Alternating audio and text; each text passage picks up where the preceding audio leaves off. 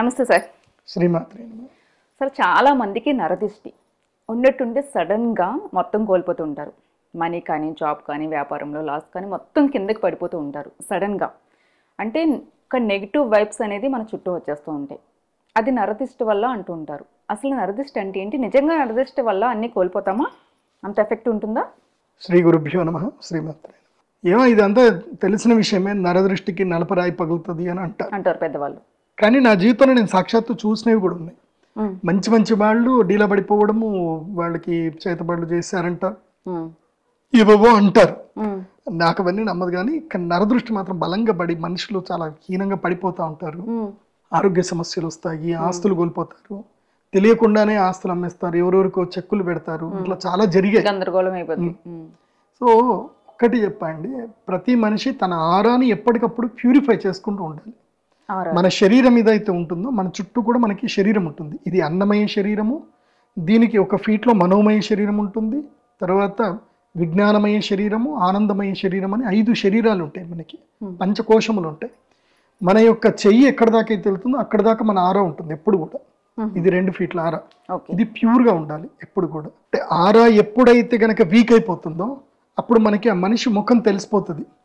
మనిషి ముఖం మొత్తం కూడా నీరసమైపోవడము, తేజస్సు లేకుండా ఉండడము, అట్లాగే కళ్ళు ఇట్లా ఇట్లా పడిపోతూ ఉంటాయి అన్నమాట. వాళ్ళ కళ్ళ మీద ఏదో బరువు ఉన్నట్టు వాళ్ళకి అనిపించడము, ఒంటి మీద ఎవరో కూర్చున్నట్టు అనిపించడము, బరువు అనిపించడము, తర్వాత ఏ పని చేయబుద్ధి కాకపోవడము, చీరా చూస్తే నిద్రపోతారు, ఎప్పుడూ నిద్రపోవాలనిపిస్తుంది కానీ నిద్ర రాదు, పడుకుంటారు కానీ నిద్ర రాదు, ఏదో ఆలోచనలు రావడము, ఇలాంటివన్నీ జరుగుతాయి.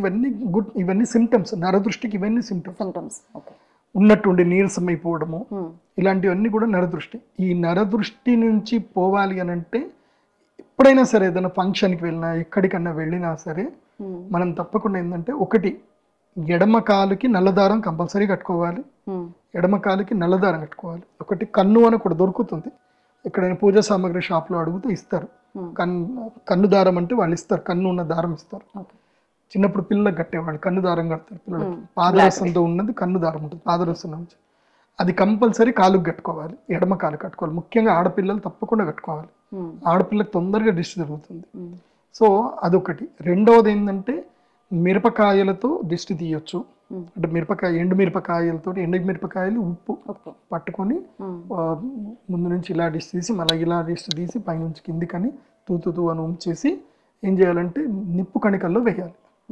నిప్పు కణికల్లో వేస్తే వాస్తవంగా మామూలు మిరపకాయలు వేస్తే కుంటు వస్తుంది, దిష్టి తీసిన తర్వాత మిరపకాయలు వేస్తే కుంటు రాదు, తెలిసిపోతుంది అక్కడ. ఇది చిన్నప్పటి నుంచి నేను చూస్తుంది, మా అమ్మ నాకు తీయడము, నిప్పుల్లో వేయడము, నాకు తెలిసిపోవడము. అవన్నీ ఏం జరగవు, నేను రేపు పొద్దున నేను ఉత్తి మిరపకాయలు వేసి చూపిస్తా, కుంటు రాదు, ఇప్పుడు ఇట్లా కుంటు రాదు, రేపు కూడా కుంటు రాదు, ఈ మిరపకాయలు ఒరిజినల్ కాదు అని చెప్పి అనేవాడిని నేను. అట్లని మా అమ్మతో గొడవ పెట్టుకొని నెక్స్ట్ డే మిరపకాయలు వేసేవాడిని. మా అమ్మ వద్దురా అనేది. ఆ మిరపకాయలు వేయగానే ఇంతంత కుంటు వచ్చేది. చూసా, నిన్న దిష్టి జరిగింది కాబట్టి కుంటు రాలే, ఇప్పుడు వచ్చింది అని. అది వాస్తవం, అది నేను ఒప్పుకున్నా. అట్లాగే కొంతమంది ఏం చేస్తారు అంటే, పేలికలు ఉంటాయి కదా, క్లాత్స్, వాటిని కూడా నూనెలో తడిపి ఆ తర్వాత దిష్టి తీస్తారు.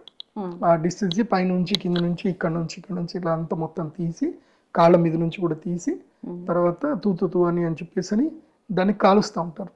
కాలుస్తూ ఉంటే డ్రాప్స్ పడతా ఉంటాయి అన్నమాట. ఇది నీళ్ళలాగా పడతా ఉంటుంది. వాస్తవంగా నూనె కాల్చినప్పుడు నూనె మండుతూ అది పడుతుంది, కానీ అంత నల్లగా పడదు. కానీ ఇది నల్లగా అయిపోయి పడుతుంది అనమాట. అంటే దిష్టి ఎక్కింది అని అర్థం. అది నీళ్ళలాగా దారపడుతుంది. నీళ్ళలాగా దారపడితే ఇంకా దిష్టి ఎక్కువ అయినట్టు అర్థం. ఇది ఒకటి. తర్వాత ఉప్పుతోటి ఇంకా ఏమీ లేవు, ఇవన్నీ లేవు అంటే దొడ్డు ఉప్పు ఏదైతే ఉంటుందో దొడ్డు ఉప్పుతోటి రాక్ సాల్ట్ తోటి కూడా దిష్టి తీసి దాన్ని కూడా తూతూ numసి నీళ్ళల్లో వేయాలి. పారే నీళ్ళలో కానీ లేదంటే బకెట్లో కానీ వేసి చెట్లకు పోసేసేయాలి. ఒక్కొక్కసారి ఆ బకెట్లో నీళ్ళలో పోసి చెట్లకు పోస్తాం కదా, ఆ నెగిటివ్ తట్టుకోలేక చెట్లు కూడా మాడిపోతాయి అన్నమాట. అలా కూడా మనకి దిష్టి ఉంటుంది. అంటే దిష్టి అనేది ఎవరైనా తీయాలా సార్? ఎవరికి వాళ్ళు తీసుకోకూడదు. వాళ్ళకన్నా పెద్దవాళ్ళు తీయాలి, చిన్నవాళ్ళు తీయకూడదు. కానీ దిష్టి తీసిన వాళ్ళు కూడా కంపల్సరీ దిష్టి తీసిన తర్వాత కాళ్ళు చేతులు కడుక్కోవాలి, వీలైతే స్నానం చేయాలి. స్నానం చేసి కొంచెం ప్రశాంతంగా కూర్చోవాలి ఎక్కడైనా. కూర్చొని ఒక 5-10 నిమిషాలు కూర్చొని నమశివాయ కానీ, నారాయణ నామస్మరణ కానీ, ఓం నమ శివాయ, ఓం నమో నారాయణాయ, ఈ మంత్రమును తప్పకుండా 108 సార్లు జపం చేసుకోవాలి, లేకపోతే వాళ్ళకి కూడా నెగిటివ్ వాళ్ళకి అంటుకుంటుంది. వైబ్స్. ఎందుకోసం అంటే చిన్నప్పటి నుంచి నాకు ఎక్కువ డిష్ తెలియదు అనమాట. ఎందుకోసం అంటే మనం ఎక్కడ పోయినా అల్లరి. చిన్నప్పటి నుంచి ఏ పెళ్ళికి పోయినా, మా చుట్టాల పెళ్ళికి పోయినా, ఎక్కడ పోయినా నన్ను అందరూ గుర్తుపట్టేటోళ్ళు. ఇప్పటికీ ప్రదీప్ అంటే ఎవరైనా గుర్తుపట్టేస్తారు, వాడు అల్లరోడు అని చెప్పేసి అందరూ అంటారు ఇప్పటికి మా వాళ్ళందరూ. కానీ ఇప్పుడు చాలా సైలెంట్ కదా సార్. ఏదో చిన్నప్పుడు బాగా విపరీతంగా అల్లరి చేస్తాను.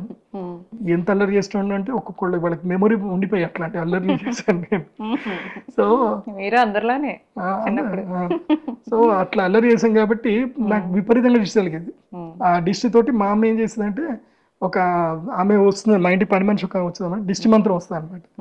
ఆమె నాకు దిష్టి వెయ్యంగానే ఇంకా ఆమె పరిస్థితి చూడాలి, ఇంకా కూర్చుంటది, ఇంకా బోక్ అని మొత్తం తెనుపులు తీస్తూ ఉంటుంది. ఆమె ఆ తెనుపులు తీస్తూ ఉంటే ఈ అన్ని డ్రామాలు ఎక్కడి నుంచి ఆడుతుంది ఈమె అని చెప్పేసి నేను అనుకున్నాను. అప్పుడు మా అమ్మతో అన్నా, ఎందుకు ఆ డ్రామాలు ఆడుతుంది అంటే, అట్లా అనొద్దురా, దిష్టి మంత్రం వేసిన వాళ్ళకి అట్లా అవుతుంది అని చెప్పేసానంటే, అవన్నీ ఏం లేదు అని నేను అన్నా అనమాట. సరే ఒకసారి నువ్వు ఈ దిష్టి ఏం దొరుకుతుందో, రేపట్లో నేను ఫంక్షన్ పోతున్నా కదా, అంటే నేను ఎంగేజ్మెంట్ చేయడానికి పెళ్ళిళ్ళు చాలా పెళ్ళిళ్ళు చేయించిన, నేను ఏ పెళ్లి చేసి వచ్చినా కూడా నాకు అదే ఇదనమాట. సో నేను పెళ్లి చేసి వచ్చినాక మా అమ్మ డిష్ చేసింది. నెక్స్ట్ డే మా అమ్మ బాగా అనారోగ్యమై పడిపోయింది అనమాట, జ్వరం వచ్చి. అప్పుడు నాకు అర్థమైంది, అమ్మో డిష్ భయంకరం ఉంటుంది. అప్పుడు ఆమె వచ్చి మా అమ్మకి డిష్ తీసింది, నాకు డిష్ తీసింది, మళ్ళీ వాకని మళ్ళీ తెంపులు. ఆమె తెంపులు తీసిన ప్రతిసారి మా అమ్మ ఇంత బియ్యము, ఇంత ఒక 11 రూపాయలు బెల్లము చాయ్ పెట్టి పంపించేది అనమాట. సో అట్లాగే చాలా ఉంటాయి. దిష్టి కంపల్సరీ తీయించుకోవాలి, బెల్లముతో, ఇది ఉప్పుతో కానీ, నిమ్మకాయలతో కానీ, మిరపకాయలతో కానీ తప్పకుండా దిష్టి తీపించుకోవాలి. దిష్టి అనేది జీవితంలో చాలా ముఖ్యం. ఎప్పటికప్పుడు దిష్టి నుంచి మిమ్మల్ని రక్షించుకోవాలి అని అంటే ఇది జ్వాలాముఖి మాల అని ఉంటుంది. ఈ మాల మెడలో వేసుకోవాలి తప్పకుండా.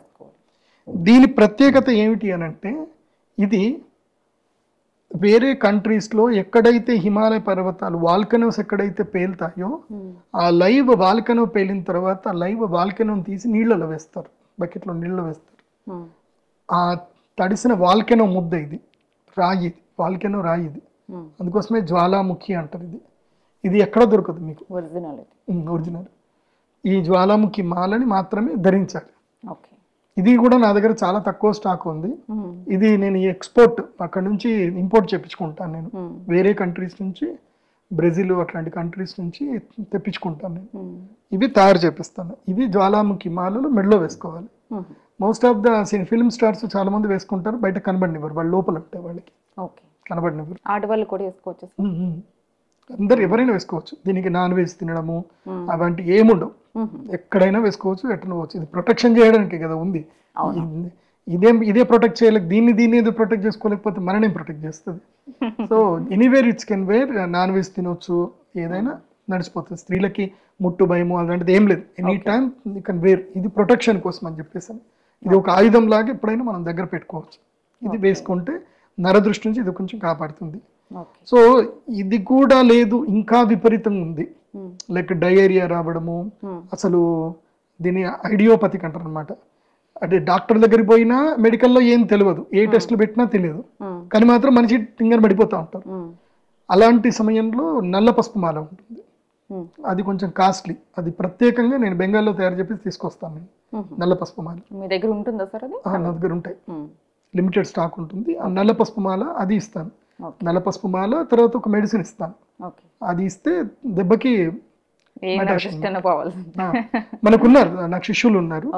సో వాళ్ళకి నేను ఇస్తాను. నాకు చాలా మంది శిష్యులకు అది మంచి జరిగింది, ఇచ్చేస్తాను. సో కానీ సూర్య నమస్కారాలు వెయ్యాలి. సూర్య నమస్కారాలు లేకపోతే దిష్టి పోదు. అంటే హైయెస్ట్ లెవెల్లో ఉన్న దిష్టిలు కూడా సూర్య నమస్కార ప్రాక్టీసు, సూర్య ఉపాసన వల్ల పోతుంది.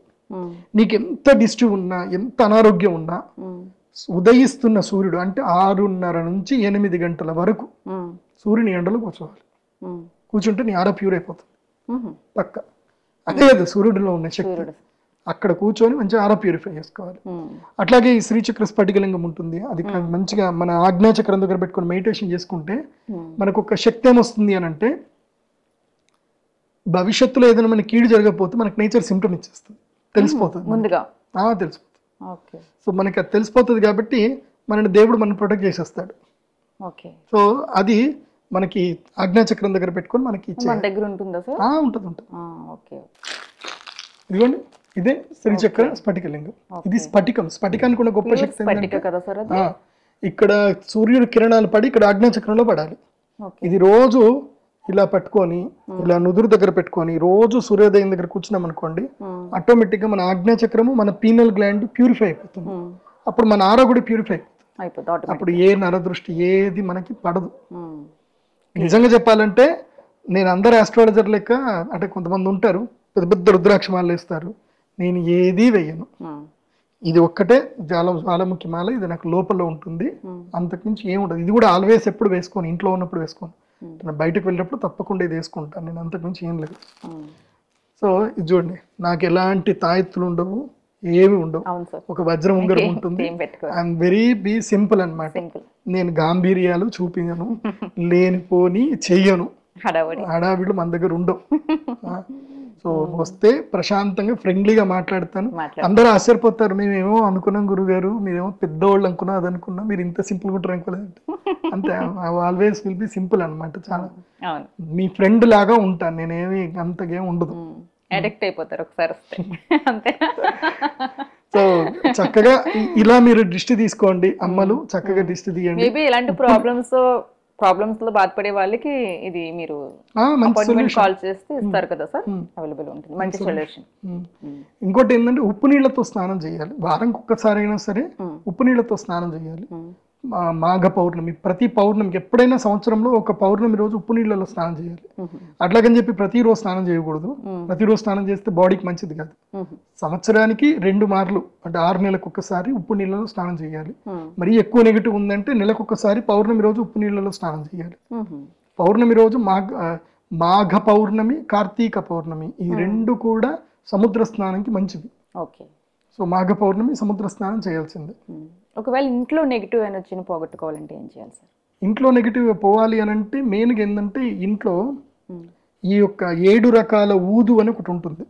మనకి దవాసాజ్ దుకాణంకి వెళ్తే దొరుకుతుంది, మనకి పూజా సామాగ్రి షాప్కి వెళ్తే దొరుకుతుంది. సో 7 టైప్స్ ఆఫ్ దీని ఏమంటారు, దాన్ని ఊదు అంటారు, దాన్ని ఇంగ్లీష్లో ఏమంటారు నాకు అంత తెలియదు.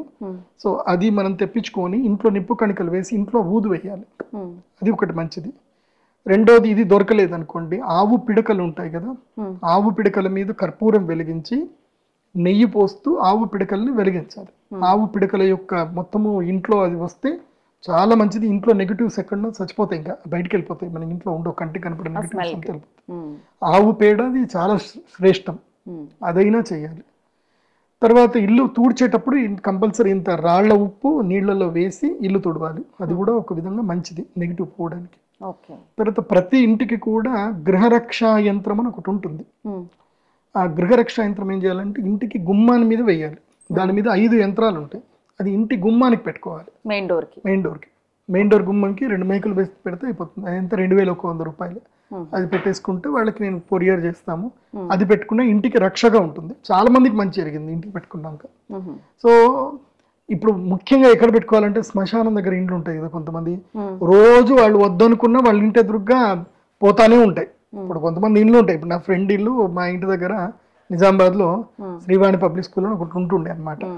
అక్కడ వాళ్ళు వద్దనుకున్నా రోజు వాళ్ళ ఇంటి దగ్గర శ్మశానం పోయి, ఎవరి ఇంట్లో ఎవరు తెచ్చి ఊర్లో ఎవరు తెచ్చిపోయినా వాళ్ళకి తెలిసిపోతుంది, ఎందుకోసం అంటే వాళ్ళ ఇంటి ముందుకు వచ్చి శ్మశానం పోయేది అనమాట. సో వాళ్ళకి నెగిటివ్ బాగా ఎక్కువయ్యేది అనమాట. అప్పుడు వాళ్ళకి యంత్రం ఇస్తే అది పెట్టుకున్నారు, వాళ్ళకి మంచి జరిగింది. గృహరక్ష యంత్రం పెట్టుకోవచ్చు మంచి. సో ఇట్లా నెగిటివ్ ఎనర్జీకి ఇది మంచి సొల్యూషన్. దేనికైనా మంచిది సొల్యూషన్ అంటే చక్కగా ప్రతిరోజు ఆడపిల్లలు అయితే మంచిగా పసుపు పెట్టుకోవాలి, ఒంటికి పసుపు పెట్టుకొని స్నానం చేయడము, వారంకి ఒక్కసారి శుక్రవారం రోజు, అది మంచిది. ఇంకోటి ఏంటంటే నల్ల పసుపు దొరుకుతుంది, ఆ నల్ల పసుపుని పెట్టుకోవడము, లేదంటే ఎక్కడైనా దేవాలయాల్లో ఎక్కడైనా యజ్ఞం జరిగిన తర్వాత ఆ యజ్ఞ విభూతి తీసుకొని ఆ విభూతిలో ఇంత నెయ్యి కలిపి దాన్ని నల్లబొట్టు పెట్టుకోవడము, అది కూడా మంచిదే. సో ఇట్లా మనం ప్రొటెక్ట్ చేసుకుంటూ ఉండాలి. మెయిన్గా కాళికా అమ్మవారిని బాగా పూజ చేయడము, అమ్మవారి హారతులు తీసుకోవడము, అంతా కూడా నెగిటివ్ అంతా తీసేస్తుంది. సో ఇది నరదృష్టికి నాకు తెలిసిన చిన్న సొల్యూషన్స్.